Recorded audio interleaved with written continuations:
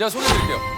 영화를 탐구하고 인간을 고찰하는 25년 차 배우 전문 기자 백은하 기자님이십니다. 안녕하세요. 안녕하세요. 배우를 연구하고 또 배우에 대한 책을 쓰고 있는 백은하입니다. 야, 백은하 기자님에 대해서 좀 소개를 드리자면 1999년 영화 주간지 시내 20일에서 기자를 시작을 하셨고요. 편집장으로 매거진 티, 테나시아 연이어 창간한 후에 그러다 돌연 영국으로 떠나서 런던 대학교에서 배우 연구에 관한 석사 학위를 받고 돌아와서 자신의 이름을 건 배우 연구소를 설립을 합니다.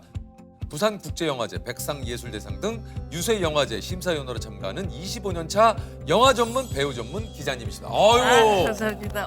이력이 진짜 화려하시네요. 그렇게 듣고 보니까 되게 그렇게 네. 들리네요. 네.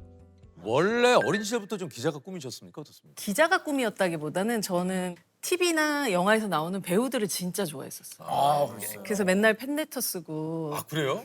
누구를 누구한테 좋아했어요? 팬레터를 쓰셨어요?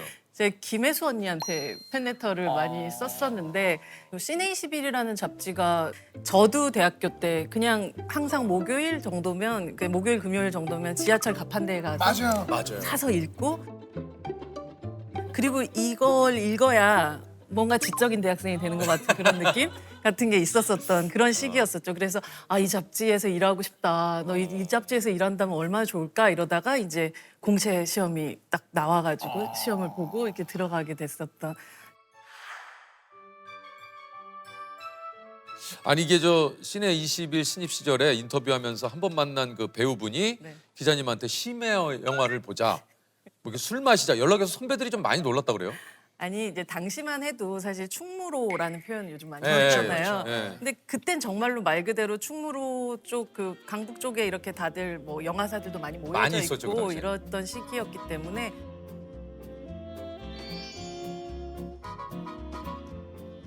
어떻게 보면 그분들이 모여 있는 공간들이 되게 많았었어요. 그러면 이제 뭐 백은하 너도 알아 그렇게 해서 그냥 가기도 하고. 그러니까 그런 게 또 쉽지가 않은데 신입 기자신데도 불구하고. 그렇죠. 그러니까 선배 기자님들 입장에서는 굉장히 좀 놀랐던 거죠. 네, 뭘 그렇게 어딜 가는 거야? 아니 이렇게 뭘 이렇게 아니 갑자기 그 배우하고 어떻게 이렇게 친해졌지? 네. 막 이런 느낌. 근데 저는 항상 인터뷰를 가장 사적인 만남을 가장한 공적인 만남이라고 생각하거든요. 이 사람을 예술가로서 존경할 수 있는 적절한 거리를 항상 유지하는 동시에 그렇다고 그들이 나에게 무언가를 닿지 않을 만큼의 어떤 신뢰들을 그런 믿음, 신뢰. 네. 그게 쌓기가 어렵다고요. 그쵸 그쵸. 근데 그런데도 불구하고 신입 기자신데도 불구하고 그런 자리에 자꾸 백은하 기자님 같이 하시죠.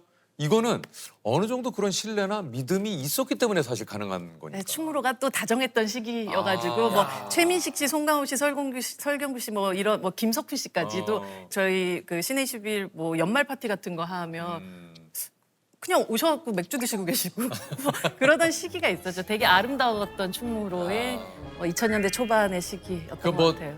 잘 뭐 알지는 못해도 그런 뭔가 낭만이 있었던 맞아요. 그런 시기죠. 우리가 함께 으쌰으쌰 해서 맞아요. 사실 그때만 해도 아직까지는 한국 영화가 지금 같은 위상을 갖지 않았던 그렇죠, 시기여서 한국 영화는 굳이 돈을 내고 가서 보는 그냥 비디오 나오면 나중에 뭐 맞아요, 한번 맞아요. 보지 뭐 이런 정도의 그 시기였기 때문에 우리가 함께 힘을 내서 뭔가 한국 영화를 어떤 방식으로든 이렇게 앞으로 나아가게 해보자 하는 그냥 약간 동지의식 같은 게 있었던 시기였던 것 같아요. 근데 갑자기 기자 5년 차 됐을 때 그만두고 뉴욕으로 떠나셨어요. 원래 보통 직장 다니시면 한 5년 차가 위기거든요. 그래서 내가 이거 계속 해도 되나? 그때가 이제 29, 30 이렇게 넘어가던 그 시기니까 그때 시기를 생각하면 내가 어떤 글을 썼는지는 기억이 나는데 제가 어떤 삶을 살았는지가 기억이 안 날 정도로 막 정말 바쁘게 살았었던 5년이었던 것 같아요. 그래서 어딘가를 가서 한 1년 정도 살아보고 싶다 했을 때 제가 어렸을 때 30 정도에서는 사람이 인간이 태어나면 뉴욕 같은 데 한번 가서 살아보고 한 40대는 유럽 같은 데 가서 한번 살아보고 그러니까 이런 막연한 생각을 20대 때 한 적이 있었는데 근데 나는 뭐 돈도 별로 없고 이렇게 뭔가 이렇게 벌어놓은 것도 있는 것도 아니고 그래서 그냥 가보자. 무작정 가신 거예요. 네, I want to be a part of it. 가기 전에 이제 영화계에 김조강수 감독님이라는 분이 계신데 김조강수 감독님의 매제분이 뉴욕 소호에 있는 네일샵을 하고 계셨어요. 그래가지고 저한테 이제 야 우리 뭐 매제가 거기서 일하는데 너 거기서 알바할래? 뭐 이렇게 얘기를 하시는 거예요. 그래서 아, 제가 가도 될까요? 그러니까 야 그냥 와서 배우면 된대 그러는 거예요. 그래서 가가지고 이제 하나하나 배우기 시작을 그 했어요. 네일샵에서 알바를 하시면서 네일을 배우신 거예요? 네네. 뭐 고무장갑 같은 데다가 쌀알 같은 걸 채우면 손처럼 되잖아요. 네. 거기다가 팁을 막 붙여가지고 거기서 이제 가는 거 연습하고 막 이런 걸 하면서 한 달 하다가 그 샵에서 알바를 하시면 그럼 그거 얼마나 계셨어요? 1년 하고 한 2, 3개월 정도 더 있었던 것 꽤 같아요. 오래 계셨네요. 네네. 이렇게 긴 시간 있으면서 저녁 때 가갖고 시네마테크 가서 맨날 영화 보고 보고. 그다음에 그때도 이제 요즘에 한국에선 굉장히 많이 하고 있는 이 게스트 비즈 그러니까 그 GV 같은 것들 있잖아요. 네네네네. 관객과의 만남. 그럼 맨날 가서 막 배우들 막 감독들 이렇게 멀리서 보고 막 이러면서 야 저는 되게 뒤늦게 시네필이 된 것 같은 느낌을 받는 1년 동안의 시간이었던 것 같아요. 그러니까 나름의 뭔가 기자님께는 그 시간이 좀 그 굉장히 충전이 됐던 맞아요. 그런 시간이군요. 그리고 미국은 그 동네에 있는 뭐 신문을 봐도 TV 프로그램을 하나를 리뷰를 해도 진짜 제대로 리뷰를 하는구나라는 걸 봤었어요. 근데 그러니까 그때 이제 한국의 엔터테인먼트 업계가 말 그대로 좀 산업화되고 그러면 정말로 재능 있는 인재들이 탁탁탁탁 튀어나오고 있었던 시기에 그때 이제 한국으로 다시 돌아와서 이 엔터테이너들을 따로 조망해야 되는 그런 일을 시작해야겠다라고 생각하고 매거진 TV를 시작하게 됐던 거죠. 아니 지금까지 기자님이 인터뷰한 배우분들이 한 몇 분 정도 계실까요? 근데 뭐 제가 따로 세보진 않았는데 그래도 한 뭐 1,000명, 2,000명 뭐 이렇게 되지 않을까요? 그렇게 되셨을 것 같아요. 그랬을 것 같아요. 네. 제가 사실 기자 생활을 하면서 김혜수 씨를 다시 만나게 됐잖아요. 네. 그랬는데 그때가 딱 저희 집이 이사를 가는 상황이어가지고 어릴 때 뭐 비밀 상자 이런 거 있잖아요. 예, 이런 게 예. 나왔는데 거기에서 제가 어렸을 때 썼었던 김혜수 언니한테 썼던 편지가 붙이지 않은 편지가 나와요. 있어요. 있었던 거예요. 그래서 왜 그걸 못 붙였는지 모르겠지만 이걸 드려야겠다. 되게 뒤늦은 어떤 증정을 해야겠다라고 생각을 해서 이제 그때 김혜수 배우한테 그걸 인터뷰 끝나고 딱 드렸는데 김혜수 배우가 자기야 이러면서 이렇게 딱 안아주시는데 그 품이 너무 포근해서 내가 모든 걸 이루었다. 이 일을 하는 거에 있어서 정말 그 말 그대로 성덕이 성덕이네요, 되었다. 성덕. 그래서 제가 한 88년도 1월 달에 보낸 거를 내용이 너무 부끄러워서 제가 너무 어린 시절에 썼던 거라 제가 역시 우리 저희에게 자기를 선물해 주신 누나는 네. 모르시지만 네. 자기야. 자기야. 누나한테 자기야를 자기야. 들어야 돼요. 그러면 예를 들면 기자님께서 예를 들면 재석이 형의 인터뷰를 해야겠다 했을 땐 보통 어떤 걸 좀 준비를 많이 하세요? 일단 저 같은 경우는 뭐 배우들을 보통 인터뷰를 하다 보니까 그 배우의 전작들을 다시금 보게 되는 것 같아요. 이것도 다 보셔야 되는 그렇죠. 왜냐하면 제가 만약에 뭐 10년 전에 이 영화를 봤었을 때의 어떤 느낌과 지금 봤을 때 굉장히 또 다를 수가 있고 또 그 사이에 변화한 이 배우의 성장을 또 알고 있으니까 그 성장에 맞춰서 또 이 영화를 보면 좀 다르게 보이거든요. 그래서 일단 기본적으로 우리 흔히 말하는 자료 조사를 제 식대로 하는 부분이 좀 필요해요. 사실 항상 인터뷰는 이런 방식으로 준비를 하고 나서는 보통 배우들도 그렇다고 하잖아요. 막 연기 엄청 열심히 이렇게 말하자면 자기 시뮬레이션을 다 해놓고도 현장에 딱 가는 순간부터는 모든 걸 다 버리고 간다라는 표현들을 많이 하는데 저 역시도 인터뷰 하기 전에 이런 방식으로 보찜을 열심히 챙기면 그 다음부터 이 배우를 손을 잡고 가면 어딘가를 날 데려가 주겠지 하는 마음으로 가는 거예요. 그래서 그곳이 제가 생각했던 곳이 아닐 가능성이 더 크거든요. 근데 대충 저기 갈 거야라고 생각하는 인터뷰가 거의 망하는 것 같아요. 근데 오히려 어딜 데려갈지 모르겠다. 하지만 나는 일단 보찜을 잘 챙겼으니 이 안에 주먹밥도 있고 대충 먹을 물도 있고 하니까 나는 굶어 죽진 않고 목말라 죽진 않을 거다 정도만 생각하고 그냥 같이 가는. 이거 표현 자체가 일단 예. 고급스러우시네요. 기승전결. 예. 깔끔해요. 매줄지를 지으시네. 오차가 없어. 저도 이렇게 인터뷰해야 되겠다. 와 이런 리액션이 있으니까. 좋아. 너무 좋네요. 이게 기자님의 표현력이 이게 수준이 이게 달라요. 최민식 씨는 눈물을 품은 화염 방사기. 한 줄로 평가돼. 배두나 씨는 복사할 수 없는 파일. 조승우 씨는 끝없는 물줄기가 파도를 덮친다.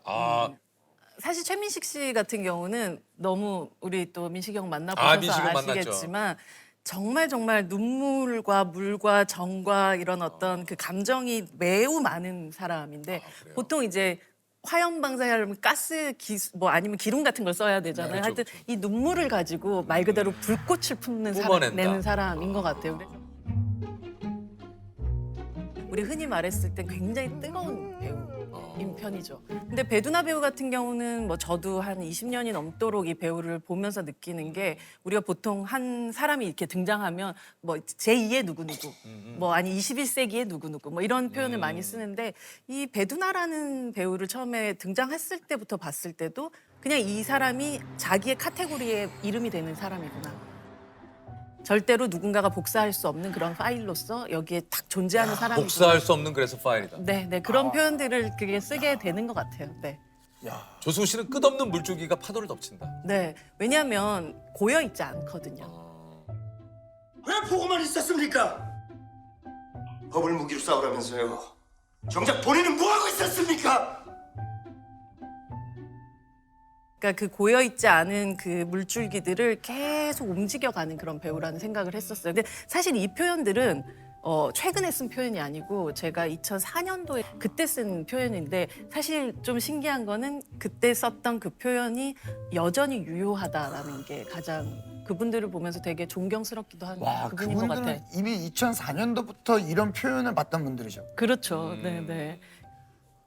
아니 이게 이제 수많은 배우분들을 또 인터뷰를 하고 준비를 또 철저히 하십니다만 영국 유학을 또 가셨는데 영국에도요. 런던 대학교에서 배우학 논문으로 석사 학위를 받았고요. 2018년에 백나 배우 연구소를 열었는데 이게 또 백나 배우 연구소는 이게 또 어떤 곳입니까? 이제 말 그대로 여긴 나는 선언을 하는 느낌이었던 거죠. 나는 이제부터 배우를 연구하겠습니다라고 선언을 하고 그때부터 한 권 한 권 배우에 대해서 책을 써내려가기 시작을 했던 것 같아요. 이게 아까도 좀 그 백은하 기자님이 얘기를 하셨는데 이제 배우분들의 이런 거 이 서책이 하나 나오려면 작품을 다 보시고 그리고 그렇죠. 같이 일하는 주변 분들 수십 명을 다 인터뷰를 다 하시고 맞아요. 오죽하면 이병헌 씨가 기자님을 보고 BH 형이 엄마보다 나를 더 잘 아는 사람. 그러겠네.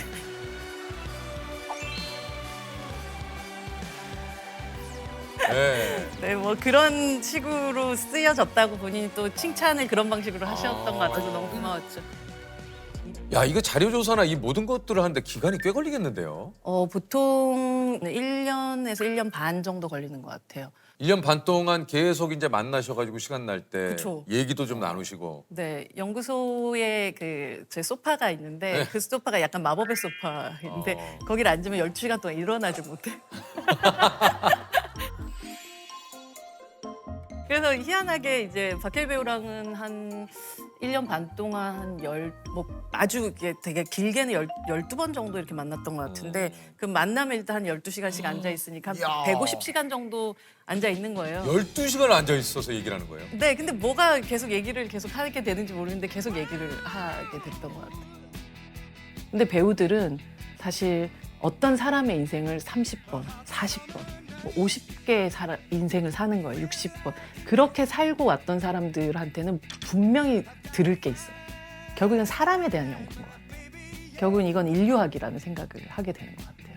근데 이제 아무래도 이건 또 자서전도 아니고 연구소잖아요. 그럼 연구에 걸맞는 방식으로 배우를 인정할 수 있을 것 같아라고 한다면 그 인정의 기준들을 만들어 나가는 구체적인 근거들을 좀 만들어야겠다라는 생각이 좀 들었었고 뭐 배두나 배우 같은 경우는 쓰려고 범인이 얼마나 애썼는지 알아? 누군가에게 공감을 하고 그 사람에게 연민을 가지고 노동청 교육청이 봐주고 있으니까 그러는 거 그들을 아니에요? 어떻게든 함께 가려고 하는 그런 역할들을 굉장히 많이 한단 말이죠. 근데 왜 어떤 배우가 이런 역할들을 지속적으로 계속 하고 있을까라는 생각을 하면서 배두나라는 배우의 그 뇌는 훨씬 더 공감 능력이 좀 뛰어난 게 아닐까? 그래서 이제 카이스트 뇌과학 그 연구소랑 함께 그 fMRI 기계에다가 이 사람을 집어넣고 어떤 영상에 이 사람이 뇌가 어떻게 반응하는가, 배두나라는 배우는 어떤 특징을 가지고 있는가를 연구를 했었어요. 박해일 배우 같은 경우는 다들 얘기하잖아요. 박해일 배우는 정말 너무 목소리가 좋아. 그럼 이 사람이 정말로 좋은 안정적인 목소리를 가지고 있는가에 대한 실험을 하게 됐죠.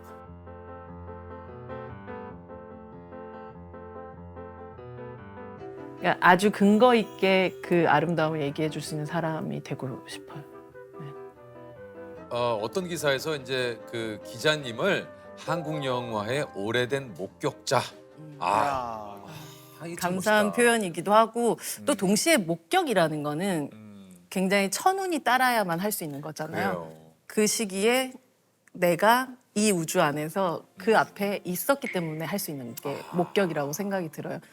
뭐 모든 순간들이 그렇지만 20년 전에 이제 2004년도, 3년도가 사실 한국 영화의 르네상스라고 그렇죠. 얘기하는 네. 그런 시기였었던 것 같아요. 그 한 해에 살인의 추억이 나오고 뭐 장화홍련이 나오고 지구를 지켜라가 나오고 뭐 올드보이가 나오고 막 네. 이런 어떤 한국 영화가 말 그대로 펄떡펄떡 뛰었던 어떤 시기였고 그 영화 속에 나왔었던 배우들도 그러했었던 시기를 지나서 점점점 그 배우들이 변모하고 예를 들어 송강호 배우 같은 경우는 저는 거의 뭐 2000년대부터 이제 그분을 계속 쭉 만나 왔었으니까 약간 제가 키운 자식처럼 저보다 나이 많은 내 자식 같은 그런 느낌으로 그래서 막 이렇게 그럴 것 눈물이 나더라고요. 그래서 아, 이 순간은 정말 역사적이고 다시는 이렇게 반복될 수 없는 어떤 시간을 내가 함께 있구나 이 시간 속에. 그래서 되게 많은 생각을 하게 됐었던 그런 시간이었었던 것 같아요. 참 정말 보면 예전과 비교해서 정말 우리 한국 영화가 위상이 달라졌다는 걸 정말 체감하실 것 같아요. 그렇죠. 그죠? 사실 뭐 K 컬처 자체가 그렇죠. 근데 정말 어떤 변화들이 일어나게 될지를 우리가 상상할 수 없는 미래들이 계속 펼쳐지고 있는 것 같아요. 그래서 여기서 중요한 거는 장수해야 한다. 오래오래 살아서 이 모든 걸 다 봐야 된다. 최근에 이제 극장들을 보면 뭐 많은 뭐 팬데믹도 있었지만 극장에서 실제로 영화들을 보는 관객들이 줄어들고 편수가 줄어들고 뭐 이런 것들을 보면서 조금 혹시 우리가 이미 축포를 터트린 건가? 너무 우리가 가장 아름다운 시절이 끝난 건가? 뭐 이런 걱정도 한편으로는 들기는 하는데 한국 영화가 지금은 또 새로운 어떻게 보면 OTT라든지 뭐 이런 어떤 시리즈들하고 재미있게 결합하고 있는 어떤 시기라고 생각이 들거든요. 송강호 배우가 OTT 드라마를 찍는 어떤 시대, 새로운 시대잖아요. 이런 시대가 앞으로 이게 어떻게 될 것인가에 대한 뭐랄까 걱정이라기보다 약간 좀 기대와 걱정 반반을 가지고 있는 것 같아요. 네. 뭐 정말 격변하고 정말 변화가 심한 이 시대를 지금 저희들도 보내고 있으니까 이게 좀 한편으로는 저희들도 좀 하는 고민과 비슷한 결의 고민일 것 같아요. 약간 예측 같은 걸 좀 하시는 편이세요?